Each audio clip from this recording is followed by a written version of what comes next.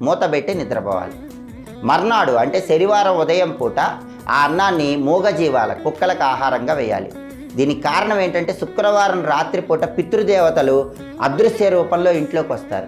వాళ్ళకి అన్నం కనిపించాలి. అలా కనిపిస్తే ఇంట్లో వాళ్ళని అనుగ్రహిస్తారు.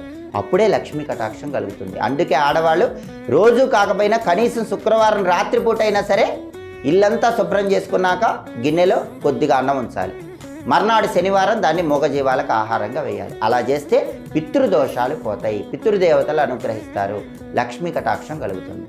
అలాగే ఆడవాళ్ళు రాత్రిపూట గిన్నెలు సర్దుకోకుండా నిద్రపోకూడదు. గిన్నెలు సర్దుకోకుండా నిద్రపోతే లక్ష్మీ కటాక్షం తగ్గిపోతుంది. వంటగదిలో బొద్దింకలు తిరిగితే జ్యేష్ఠాదేవి దరిద్ర దేవత ఇంట్లోకి ప్రవేశిస్తుంది. అందుకే ఆడవాళ్ళు రాత్రి నిద్రపోయే ముందు వంటగది శుభ్రంగా ఉంచుకోవాలి. బొద్దింకలు తిరగకుండా చూసుకోవాలి. బొద్దింకలు తిరిగితే మాత్రం